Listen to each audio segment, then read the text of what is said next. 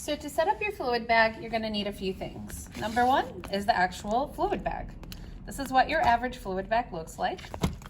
And the next thing you're going to need is the IV line, which comes packaged like this.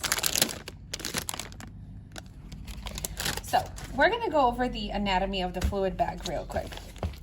So this is where the ports are, and this is where you're going to go ahead and attach all the pieces you need.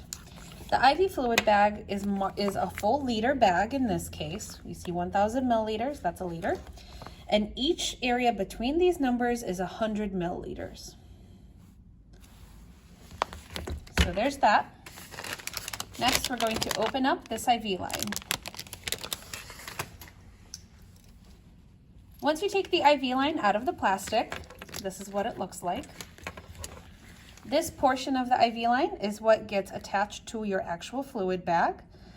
This is where you can see fluid dripping down the line here, and fluid collects at the bottom here as well. This next part here, this is a clamp.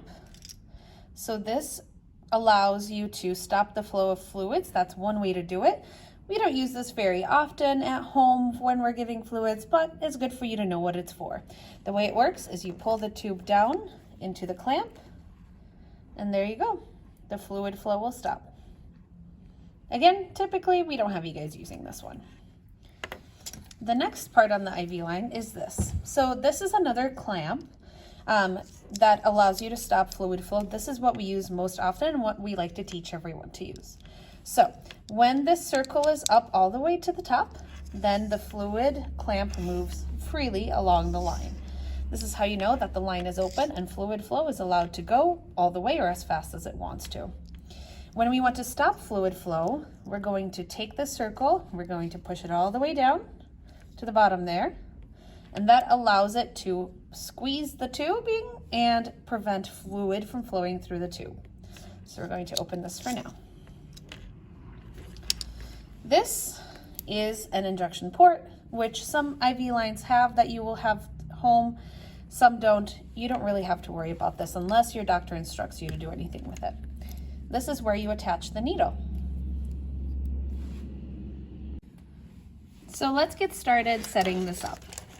So I'm going to take my fluid line and stretch it out so I don't have it all tangled up.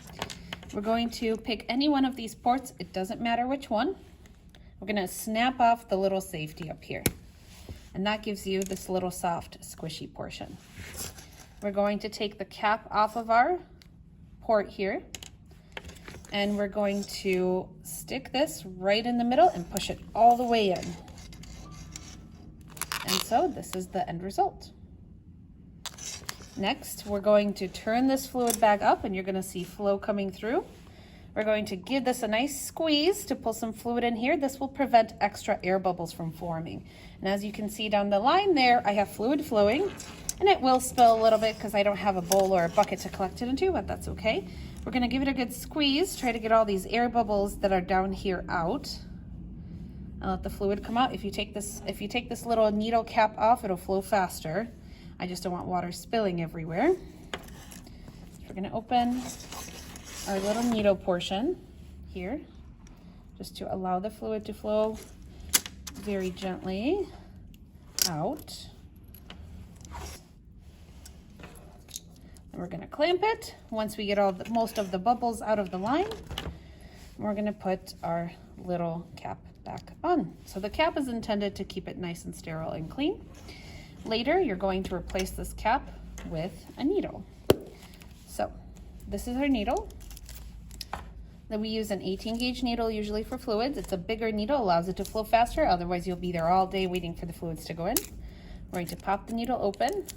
We're not going to touch this hub part. We're going to take our little piece off of here. There we go. We're going to take our needle. We're going to put it on here and just twist. And there you go. Your fluid line is all set.